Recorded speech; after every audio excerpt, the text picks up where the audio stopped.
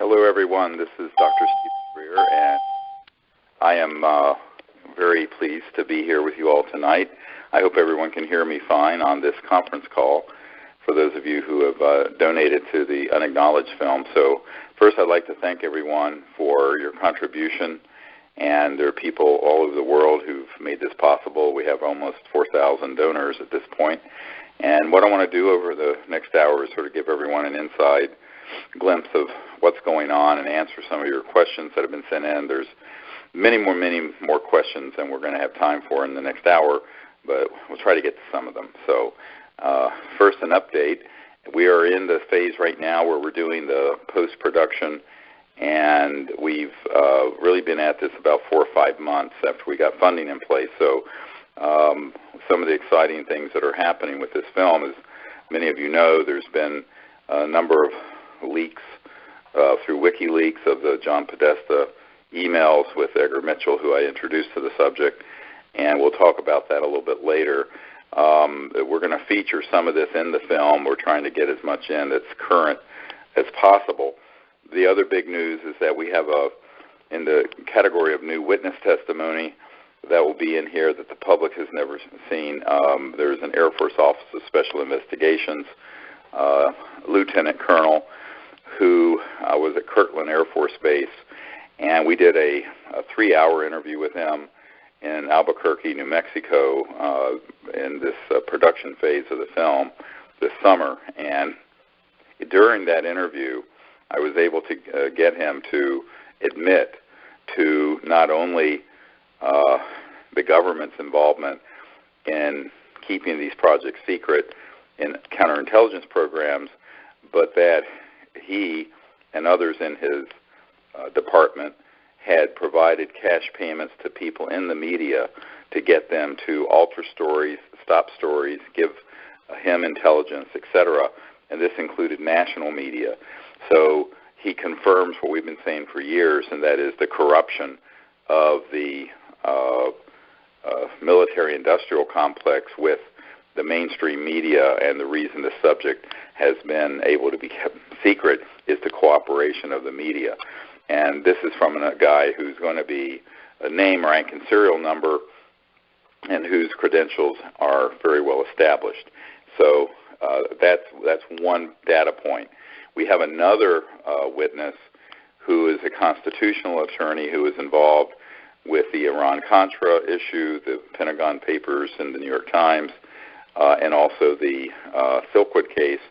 And in an interview that I had done with him, he talks about that he was briefed on the fact that there were 43 at that time, this was many years ago in 1990, people in the intelligence community who were on the payroll of the 10 largest media corporations in the world, and they represented the intelligence community to alter stories, to stop stories, etc. And so this is going to be, corroborating points with this Air Force intelligence, counterintelligence official, and the two of them do not know each other but corroborate that point. The other critical point, data point, that the Air Force intelligence officer provides is that he confirms that there is a false flag operation dealing with the UFO issue to hoax a threat from outer space. And he backs out of his commentary very quickly, and we capture this on camera, where he says that's still extremely secret, very top secret, and did not want to go into any details. But of course, we know from Werner von Braun's statement to Carol Rosin that they were going to hoax events, and have been for 60 years, to create a situation where people would be afraid of things from outer space to justify the militarization of space and to be able to convince the public there was a threat when there is none. The other important thing he confirms is the military and intelligence community and counterintelligence community involvement directly in hoaxing abductions and being involved in abducting humans to make it look like it was being done by ETs. And he confirms this, and of course, this is something we've known for many, many years, but have never been able to get a military official to go on the record. And he is going on the record with that information, which is explosive. So those are just sort of some of the things that are going to be covered in the film. Naturally, what everyone needs to understand with this movie, Unacknowledged, is that this is not being made for the UFO or conspiracy subcultures. It's being made for the general public. So we're having to take people from zero or close to zero in their knowledge base all the way up to this level of understanding how the intelligence community works, how unacknowledged special access projects work, who's behind it, what the agenda of the secrecy is, et cetera, and so on. It's a very tall order to do in an hour and 45 minutes or 2 hours in a feature film, but that's the task at hand. The other big challenge has been going through the thousands of government documents we have and the literally hundreds of hours of military and government officials' testimony and getting the best ones out of all that material to fit into less than a 2-hour film. So it's the mother of all editing challenges, and it's a really huge undertaking to get this archive into a film that would have the effect we want it to have for the general public, again, not for the UFO subculture so much. So that's really what the big task has been over the last 5 months or so, and we're getting it probably towards the finish line in the next, we estimate, 2 months or so. We're hoping that by the first week of December, we will have all the bells and whistles done, the music score, the technical work that has to be done completed. We have a very good post-production house working with the filmmaker and with me to do that, and that's very exciting. I've also just gotten a draft of the movie poster. That's amazing. The outfit doing the movie poster that many of you will receive is the same outfit that did The Revenant with Leonardo DiCaprio and does most of the films that Hanks is in, and a lot of other huge Oscar-winning blockbuster movies. And they're doing this poster and artwork for this film. And there's another group that's very large that's done Oscar-winning movies that's going to do a trailer for it, so that when it comes out, it will be really noted in the public and in the critical media. The plan, just so people get a sense of our timeline, is to try to wrap up the actual film itself and all the post-production work by the first week of December, get it to the Orchard, which is a big mainstream distribution outfit, which many of you may have heard, has agreed to distribute the film, which in and of itself is a huge accomplishment. Took about 6 months of negotiating to get them to agree to that. And that they are going to then need about 2.5 or 3 months before it's released to do all the preparation and the marketing and what have you. So we're looking at a release date probably late February to mid-March. Of course, that's not in stone, but that's what we're shooting for. Could be a little earlier, but this is still in development. So the premiere, those of you who would be coming to the premiere and to the after party in Los Angeles, that would be around that same time, late February into mid-March or so. So that's the timeline we're shooting for. It means that we would have done from concept to completion and release all of this in less than 11 months, which is quite fast and furious. So that's the timeline, and of course it's subject to change because we keep having events happen where we're wanting to include new material. At some point we're going to have to end it, but because otherwise it would drag on forever. But we know that there are probably more WikiLeaks emails coming and information We're waiting to see if we can obtain more information on John Podesta and the Clinton campaign's involvement. And we already have that in the film because, as most of you know, I put together the briefing for President Obama that went to him via John Podesta, and that John Podesta, the chairman of Hillary Clinton's campaign, had been the chief of staff for Bill Clinton and got very involved in what we were doing with Project Starlight prior to the Disclosure Project in 2001, when we were providing information to the Clinton administration, which was too intimidated to push on the issue, and as you all know, failed to do anything about it.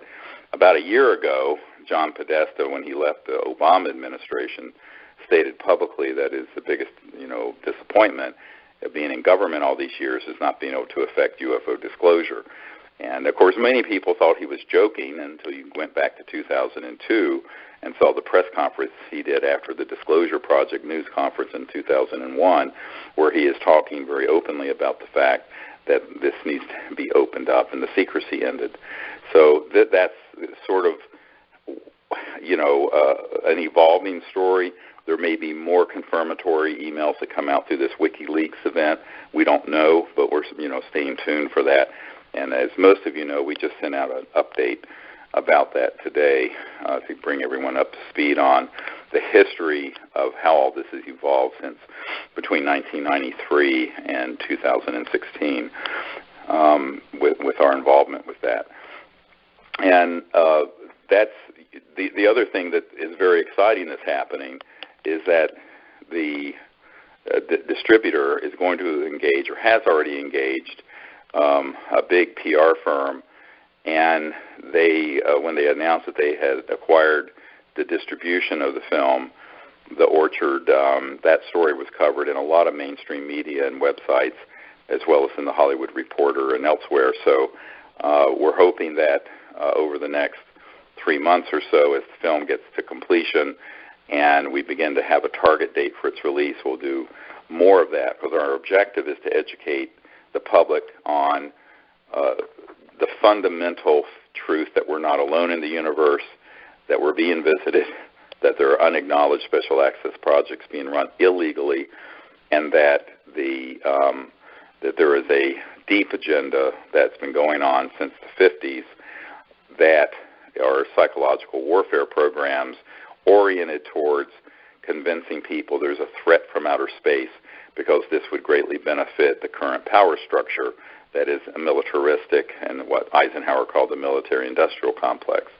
And now that we have data points and whistleblower testimony admitting on the record that we are hoaxing a lot of the events that the UFO community thinks is ET, and it's man-made, which of course I've been saying for over 20 years, I think this is going to really become a bombshell as people begin to realize that this is being admitted to by a government official who had personal direct knowledge of it. The other thing that's very interesting, and this is probably going to be a separate release from the film, is because this interview, you have to understand, this one interview with this Air Force officer is 3 hours. And it was 3 hours chock full of jaw-dropping, amazing information. We're probably going to have a special feature that will be just that interview, because it's frankly, you can only put a talking head of one person for so many minutes in a feature film without frankly putting the general public to sleep, which you don't want to do. You want to have something that's fast-moving and diverse. But there's so much information in that interview that what our plan is as soon as this film is finished, to be able to do a special feature that can be released around the time after the film is released, very quickly, that would have the complete, unabridged interview with this Air Force intelligence officer. And, of course, there's some other material that's in the film that from our existing archive and documents, and we're still in the process of, as recently as 2 weeks ago, going around to see if there are any so-called free energy devices that are functioning and haven't been confiscated yet that can be featured in the film. Unfortunately, we have not found any that are currently operational and can be tested. Although, if you get on the internet, it looks like there are thousands of them, but in reality, there aren't. So that's something we're still in pursuit of. Whether or not anything will be identified between now and closure of the full production of this film is to be determined. So that's sort of a quick update on our schedule and some of the things that are breaking with this film. And again, I really appreciate everyone for supporting it. We're going to close the crowdfunding incentive gift program on October 20th. So if you know of anyone who wants to continue to support what we're doing, who wants to receive the incentive gifts, they should do so before October 20th, which of course is in 8 days.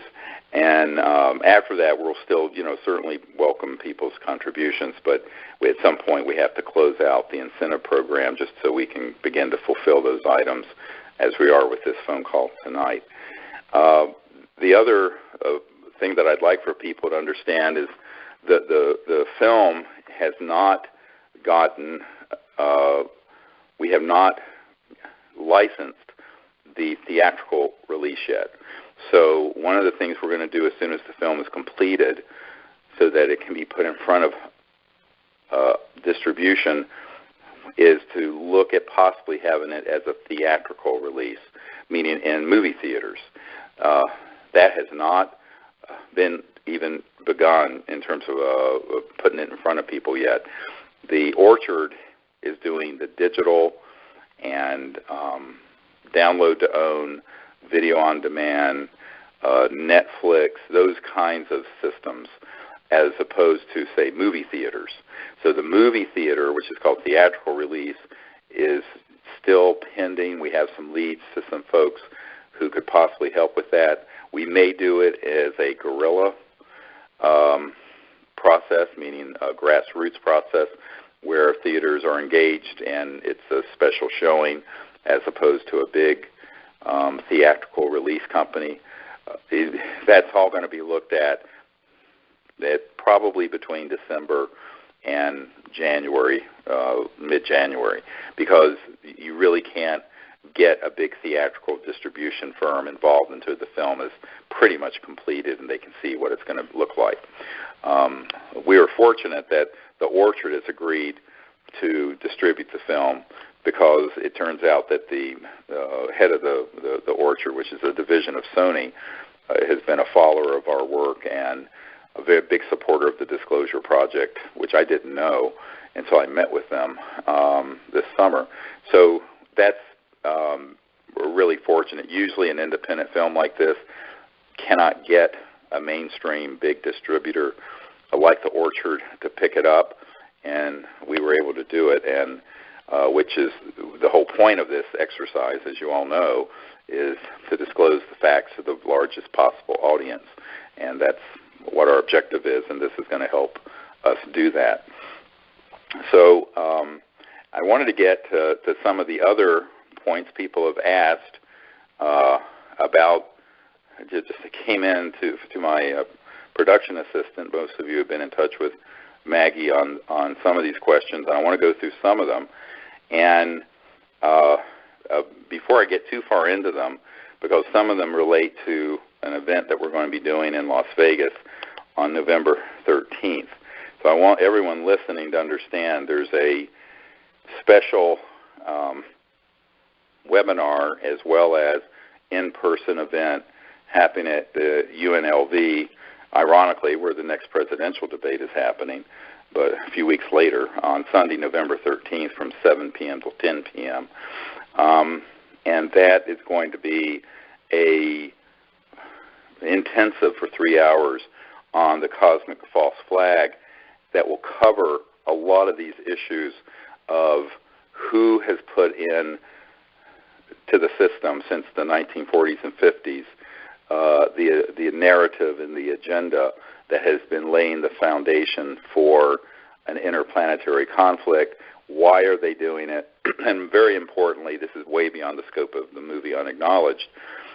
What are the technologies being used? So what I'm going to go into on that webinar, which you're all invited to join, as well as if you can be there in person, even better, is at the Greenspun Auditorium.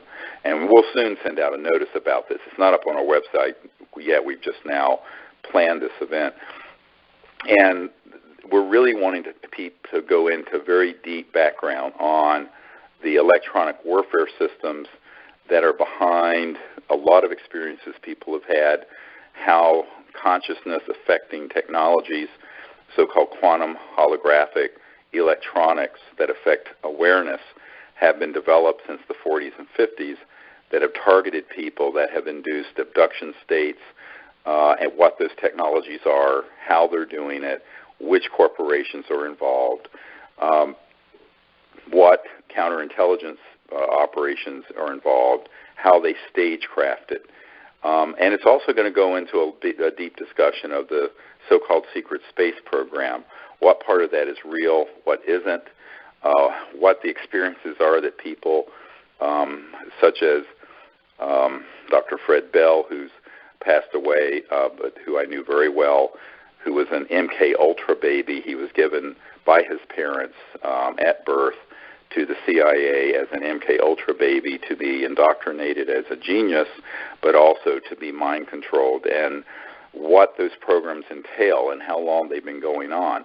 Now, if you Google MK Ultra, you'll see that there was a Senate hearing in the 70s by the Church hearings, and Senator Church was appalled because the MK Ultra was using LSDs and other hallucinogens. What did not come out during that hearing are the electronic warfare systems that interface with thought and consciousness that can induce, frankly, electronic hallucinations. And just to give you a sort of a sense of what's going to be at this webinar and that I'm going to present, in the early 1990s, I met a man who had developed in the intelligence community an electronic system that by 1956 would enable them to completely target people and give them experiences that were scripted.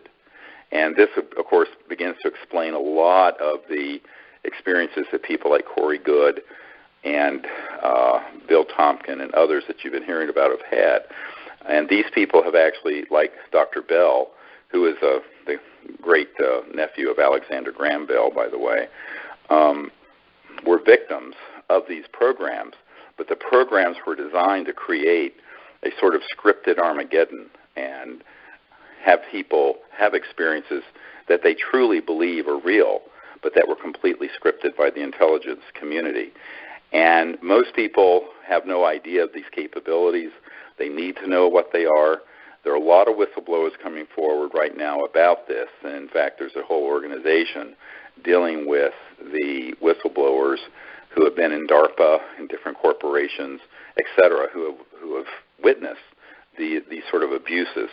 And the man that I met with in the 90s who developed one of the early systems in 1956, so that was 60 years ago, it told me very directly that they could target someone and have them have an experience, and he used this as an example, where they had a conversation with their personal God, Jesus, Buddha, Krishna, Moses, whoever, and that the person would believe it, and that they would pass a lie detector test that it is real.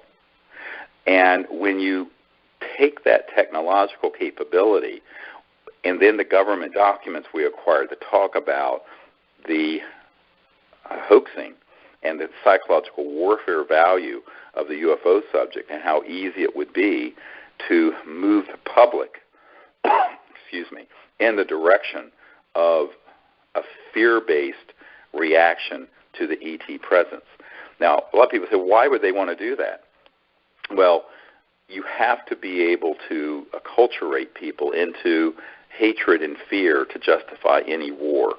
And so something this large, as Wernher von Braun said, they went through this whole period after World War II. The first there would be the Cold War, then there would be nations of concern, and then there'd be global terrorism, which, by the way, we talked about before 9/11, and then there would be the threat from outer space. And the big one they would play would be the quote-unquote alien threat. Now remember, this was planned in the 50s and was hatched. So it's been over 60 years that they have been developing this narrative. And so what this webinar is going to be about, and this lecture, for those of you who can come in person, is pulling the curtain back on the Wizard of Oz that's been pulling the levers and confusing and hoaxing things for over 60 years. And I think it's very important that this be done, because otherwise, with what's been happening with the WikiLeaks revelations, the fact that you have a major presidential candidate and her chief of staff, John Podesta and Hillary Clinton, talking on television interview shows about the UFO subject. Even the New York Times has reported some of this. It used to be completely banned. I'm concerned that they're actually ramping up the timeline to hoax the big one, something that would be a cosmic 9/11, a sort of cosmic massive false flag operation. And I think it's very important that we get, to the extent we can, a warning out to the public about this and what the agenda is and what the means and methods, as they would say in the intelligence community, are for hoaxing this sort of event. And so that's going to be a very detailed presentation. I hope those of you who can be there in person or join in on the webinar. So in terms of getting to some of these questions, I'd like to, the first one I'm going to take is someone asked, what can we, the American people, do to get Congress, the Senate, members of the armed forces, Vice President, and President to release all UFO, Area 51, and project information to the public and stop the secrecy that's been plaguing America all these years? Well, first of all, by supporting this project, you're doing that. Secondly, I think it's really important that, because with the social media now, that everyone post to their friends, colleagues, neighbors, whoever in their Facebook and Twitter and social media network, this information that we're sending out, and find your voice to speak about it. I'm very skeptical that the U.S. Congress or the President, even if they held a hearing, that they would be allowed to have the testimony of the truth tellers be added. They would probably be a dog and pony show. It would sort of be sort of a staged event, like all these committees have been. Now, I think it's important that they have a hearing, but I think people need to be prepared for the fact every time they've had one, it's been hijacked by the intelligence community and turned into a dog and pony show. So the reality of it is, we, the people, are going to have to do the disclosure, and then we hope as this takes momentum, there will be support coming from different governmental circles. But I think that the question betrays a certain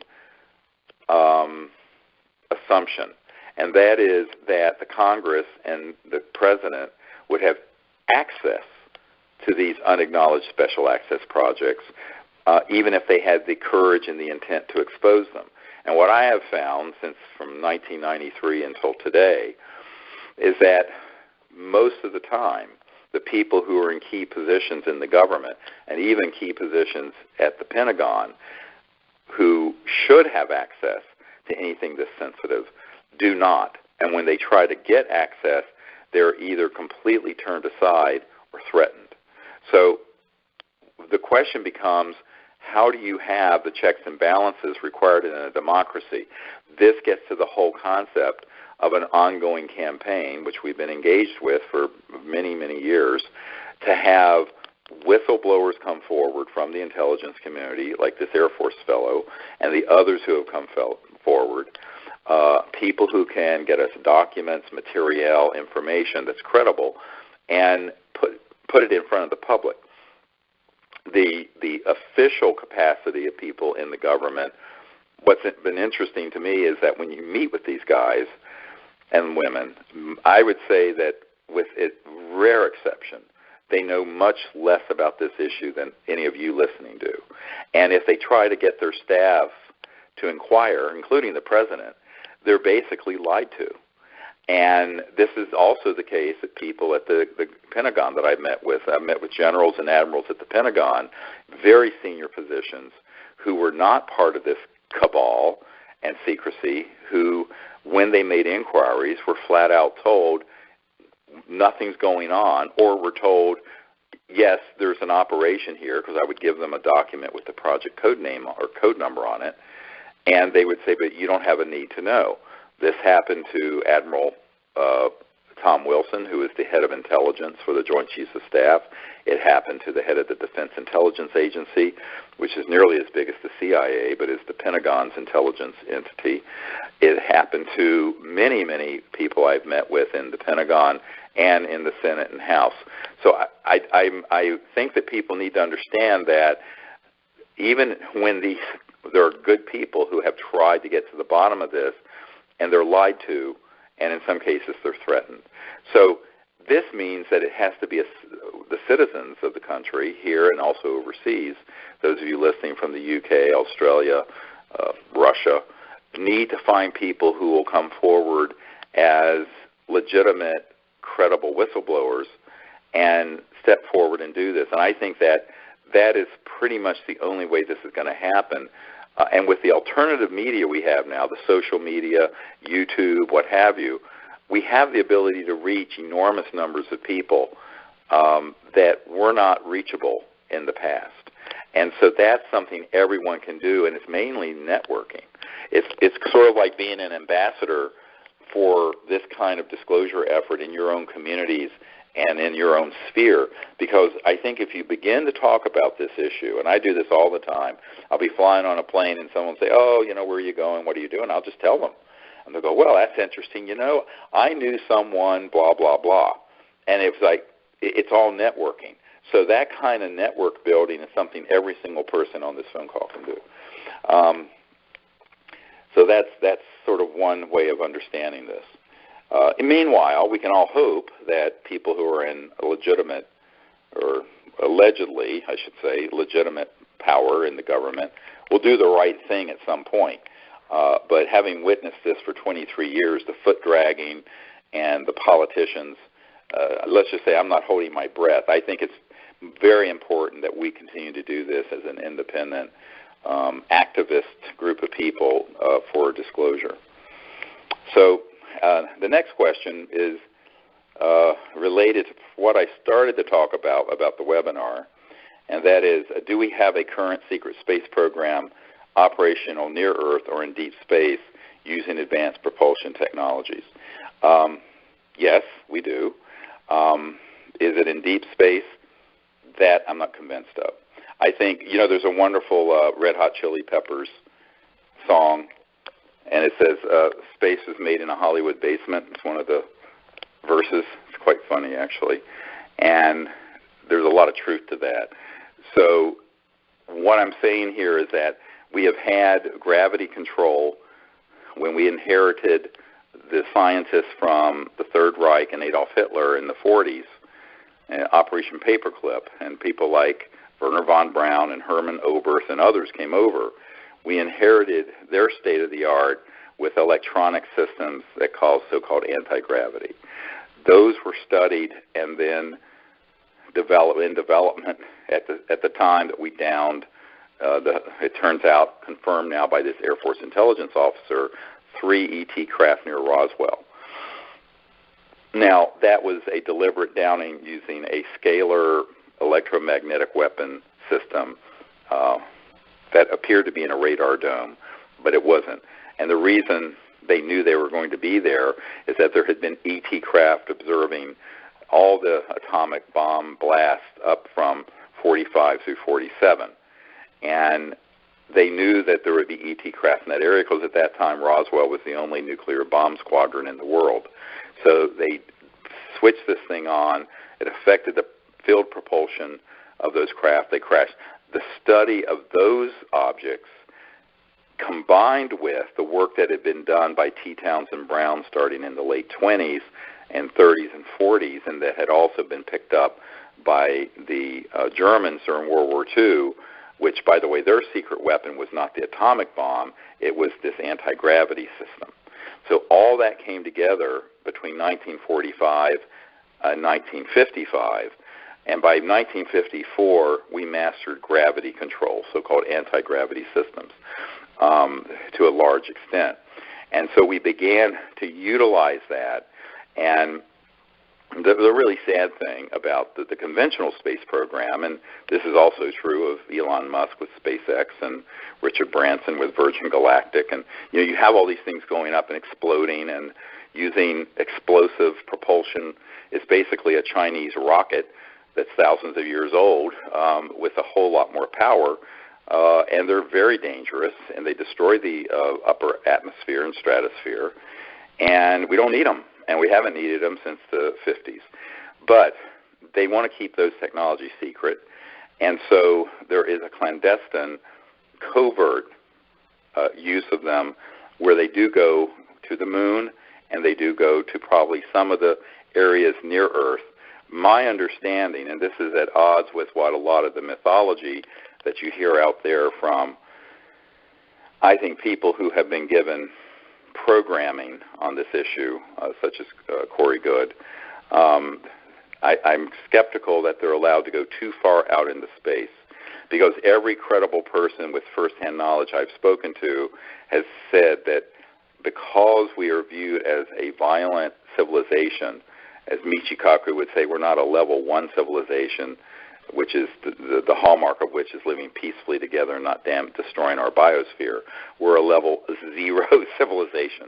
So a level 0 civilization with nuclear bombs and weapon systems are not looked upon in a very welcoming way too far out into space.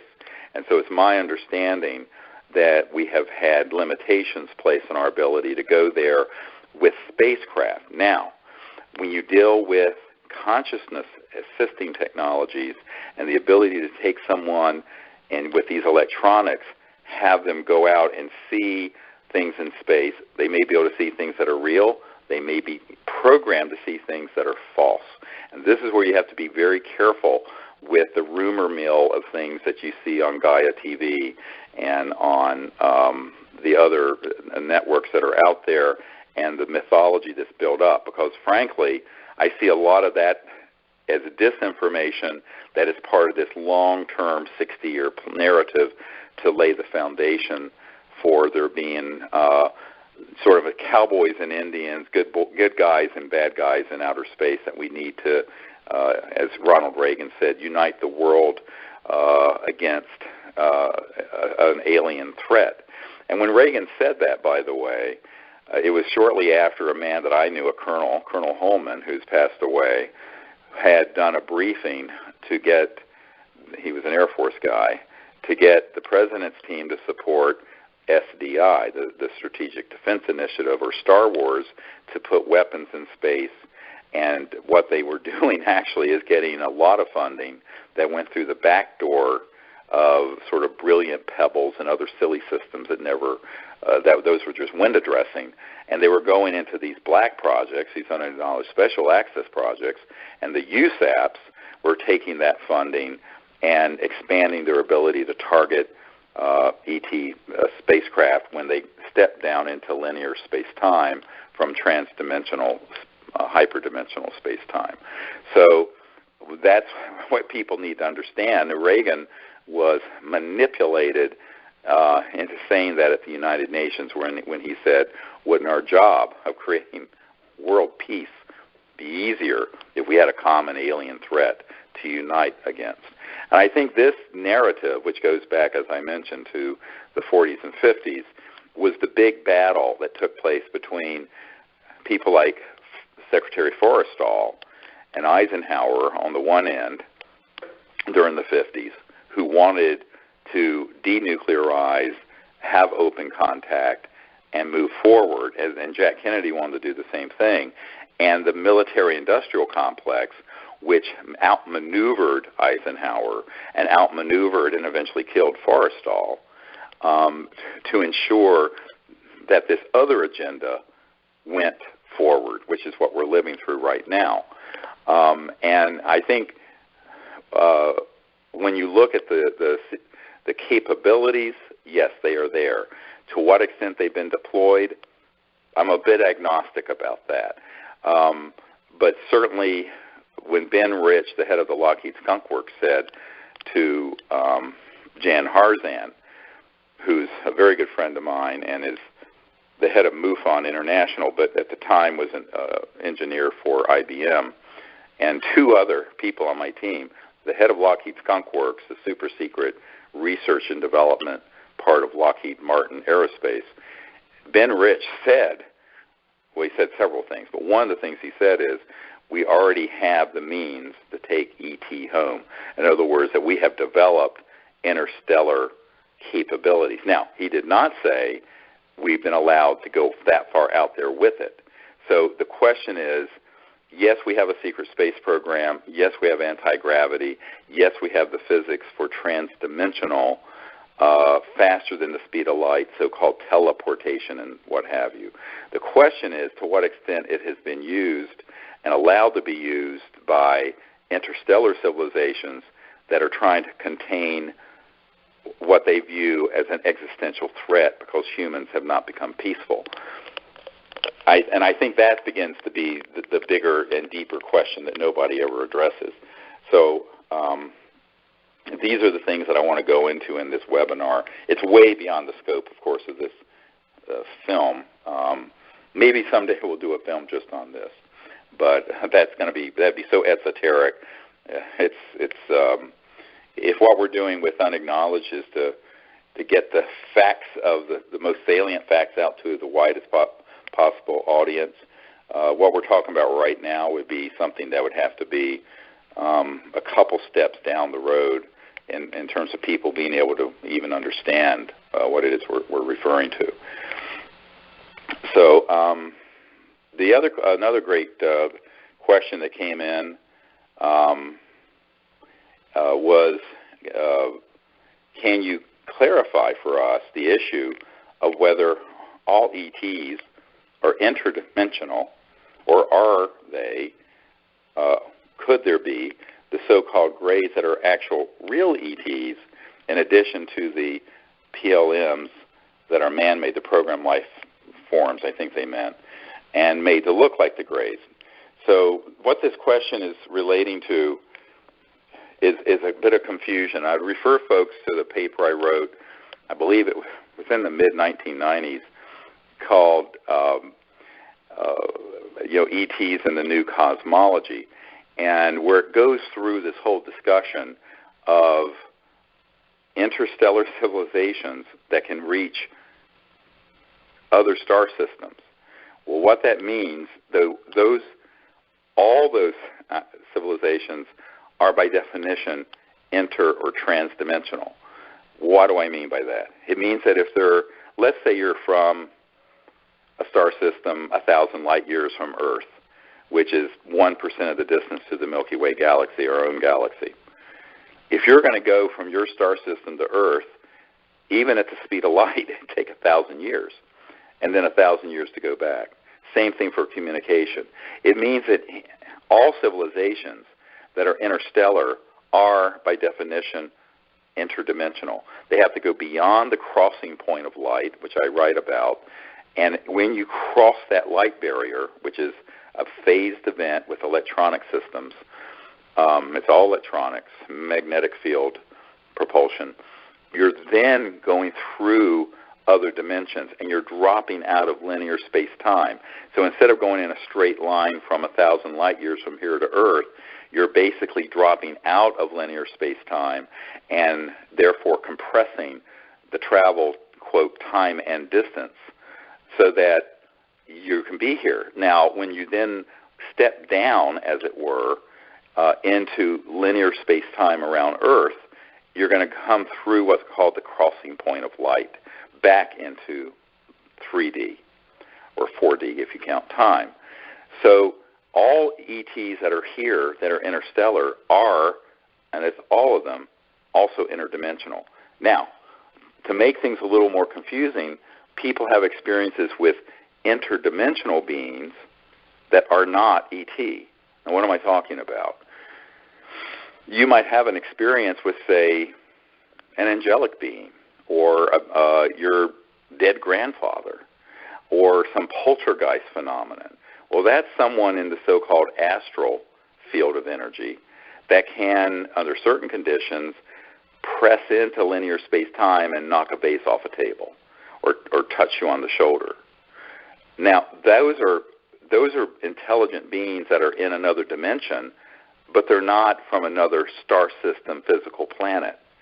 So while all extraterrestrial interstellar travel capable civilizations are interdimensional, not all interdimensional beings are extraterrestrial. You see what I'm saying? I mean, this is really a very important point, because there's so much confusion out there about this, because what happens, people will take an external phenomenon, and because the phenomenon is similar to a transdimensional ET, they'll confuse it with ET when it's actually something from another dimension altogether. So the reason I wrote that paper in I know nobody reads anymore, but being the professor here, people do need to read. So that paper is up there on our website, and it's in my first book. But it goes into some detail about this differentiation and the cosmology that involves space-time, interstellar travel, but also these other dimensions and how they're folded within each other, because that's how you reach discernment. Now, the questioner, I don't know who sent the question, was very correct in saying that then could it be that some of these so-called grays are real ETs and some may not be? Yes, because the intelligence community has been taking both the genetic material but also using stagecraft. In fact, this Air Force intelligence officer talked about taking guys who were some special forces, very small men, making them up to look like a gray, putting them on a man-made flying saucer with electronic warfare systems, and I know for a fact other chemicals and hallucinogens, and abducting people. And one example he gave was someone who was in an area of a classified facility where they saw something they shouldn't, and they sent this abduction squad out complete with man-made looking little grays. Now, to the casual person who knows nothing about these counterintelligence capabilities that have been in full development since the 40s and 50s, they would 100% be fooled that it was ET when it was 100% man-made. And this is the crux of the problem, is if we don't have discernment on this, they're going to be able to fool us. And it's sort of like The Who when they wrote, We Won't Be Fooled Again. And they wrote that after, we were fooled into Vietnam and all this stuff. Well, in fact, we have been fooled again. And we keep getting fooled. We were fooled on 9/11. We were fooled with the Iraq situation. And unfortunately, we're about to be fooled on the cosmic flag if we don't wake up and begin to learn what these capabilities are that are man-made that can simulate an ET event. And you have to remember 60 years and trillions of dollars of our funding have gone into this false flag capability. And so that's very, very important that everyone understand that. And so anyway, I'm trying to get through as many of these as I can.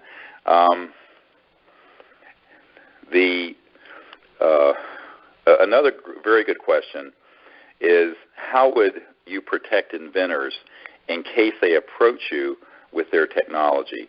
Will open sourcing it be enough? And what are the implications of this, referring to the previous questions we've been discussing? Well, here's the problem. It's not enough just to open source it. You also have to have a massive public profile. One of my frustrations, I was just on the phone 3 weeks ago maybe with a man in Arizona who has a astounding over Unity system. He wants to keep it secret. He thinks he's going to put it in megawatt power plants in Alaska and Africa, funded by one of the oil emirates. No one will know about it because he's so clever, and it'll save the world. Now, I probably have met several hundred genius inventors like that who strategically are so far off the mark. And by the way, every single one of them have been either assassinated, bought out, or the plan has failed. So you have to combine not only open sourcing the technology, pushing it out so it can't be seized, but you have to combine that with a public disclosure initiative that makes the knowledge a household fact. You have to have it streamed on the internet. You have to have Facebook and Twitter and Mark Zuckerberg and everyone else getting behind it. You have to do. So if someone said, here's a device and $100 million to get it from the prototype to something to run your house, I say thank you very much. $20 million can go into R&D. $80 million needs to go into public education, disclosure of it, and getting at least 2 billion people on the planet aware that it exists. Because if you don't, A, you're a dead man. B, it will be shut down and fall into obscurity. C, it will be absconded, and it'll be the tree. Someone will steal it in the intelligence community, or a big corporation will buy it out, and it will be the tree that fell in the woods that nobody heard. And that is what's been happening for decades. The obscurity around these technologies is their Achilles heel. It's why they're able to successfully shut them down. As all of you know, well, most of you know, back a few years ago, the energy part of our research effort, the Orion Project, was very close to acquiring the Stan Meyer archive. And not only the archive, but the whole warehouse full of operational devices, including not only his water fuel car, but a toroid, donut-shaped object, that was 100% legitimate electromagnetic free energy that had a national security order placed on it in the 80s. Now, it was sitting in this warehouse. There was an engineering group from Michigan that had millions behind them. We only had a couple 100,000. They ended up getting the technology. I said at the time in public interviews that if they don't disclose it publicly and get the public, and I mean 1 billion or 2 people aware of it, they will probably be assassinated. Fast forward 3 or 4 years, I get a hysterical call from a man in the British Isles, Lord, I'm not going to say his name, and he says, look, I was the guy behind that engineering group in Michigan acquiring the Stan Meyer technologies. They've gotten it operational, but now all of their lives are being threatened. Can you help us? I said, well, I will try. And we had a very long talk. And what happened is that these guys were convinced that they could just get rich off this and do it secretively. So what they were going to do was flee the United States and go to an eco-friendly country. Newsflash, you can go to Mars, and these assassins are going to find you. So they did not want to follow my advice. I wrote a 3-page memo of what they needed to do instantly. Massively disclose the technology, have a large press conference, put it out there so it can be open sourced and reproduced at universities and people all over the world, and get it out and get it dispersed. Because if you de-target yourself, you're not going to be the target, because it's spread all over the world. This is what I've done with the Disclosure Project. It's one of the reasons I'm still alive. So they wouldn't follow that advice because, money is the root of all evil, and they were convinced that they just kept it secret and kept going, they'd be able to get rich quick and be the next Rockefeller of energy or something stupid. Well, I've had it confirmed to me a few months ago that those guys have all been killed. Now, that is tragic, and I'm quite sure the technologies have vanished, but it doesn't surprise me. When this whole thing went down, I predicted this would happen, but nobody would listen. So anyone listening, or if you know anyone who has one of these technologies who think they're going to outsmart the intelligence community and keep it secret, that they need to keep it small, that they're going to hide it in 15 different patents and no one will figure it out, that there are all these sort of crazy ideas, I can tell you every single one of those ideas will fail. The people will not succeed in getting it out. And the proof of it is that these technologies have been invented and disappeared for over 100 years. So the definition of insanity is doing the same thing over and over again, expecting a different result. Now, my frustration is that on a regular basis, every few months, I encounter somebody with an operational technology, or at least so they aver. But however, they refuse to follow the strategic advice, in which case there's really not much you can do about it, because they're going to fall into the same traps all these other inventors have done, going all the way back to the time of Nikola Tesla. So ultimately, you have to open source it, but at the same time, you've got to have it reproduced by credible people, and you need to get folks like Leonardo DiCaprio on your side, who's won his Oscar, and in his Oscar talk said, "I want to help save the environment." Okay, you need to get, and we can do that now. I can say we can do that now. We could, but trying to get the inventors or the investment group that has developed the technology to go along with that strategy, that has been the problem.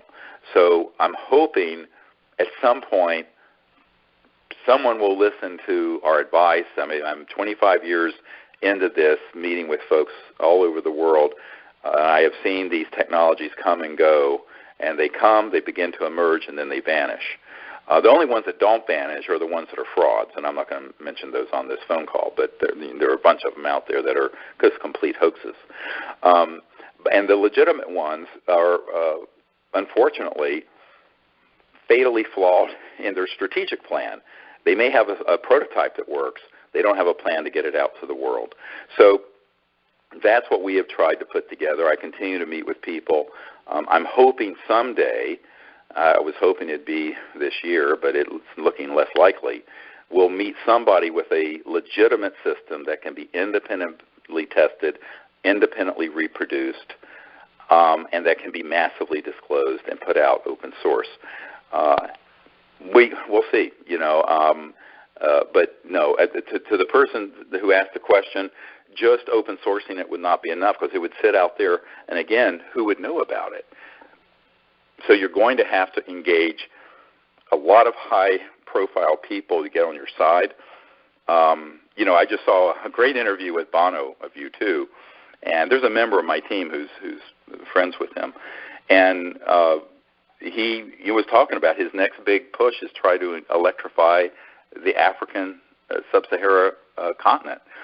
But, of course, they don't have the funds and the ability to do it without this sort of zero-point energy. India has the same problem. It's $1 trillion or more just to get the power plants and the electric wires. But if you had a device that would run every village and house or business, you don't need the transmission lines. You don't need the power plants.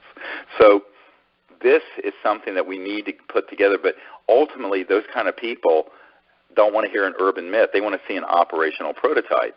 So my job has been to try to get someone with an operational prototype that will cooperate with the strategy. And that's a very difficult thing to do, because the strategy is very unconventional. It's not what is normally done with technologies. And it certainly isn't done in venture capital, what I call the money whores, who are, of course, a big part of the problem. They want everything to be secret. But, of course, you can do that with a new iPhone. You can't do it with something as explosive as a free energy device. So the strategy that they try to replicate that works for a new software package or an app or an iPhone, you cannot apply that business thinking and strategy to something as disruptive as a free energy device. So that's what we've been trying to advise people. And so far, nobody with a legitimate devices accepted our advice, so that's where we are. So that's those are some of the things that have come in. I know it's almost an hour. I hope this is a quick hour through a lot of issues. I hope it's been helpful and useful to people. This is really an exciting time. I want to thank everyone again for your support all over the world. It's really been touching. I mean, the donations have been from $5 to $111,000 on this project, and we're now pushing $650,000, which is going to make us one of the top crowdfunded independent projects in the world for a film. I also want to tell you that the book I talked to Steve Alton today, who's going to collaborate with me on the book. We hope the book will come out around the same time as the film. It may be a little bit later, but we're hoping right now it can be around the same time in late February or March.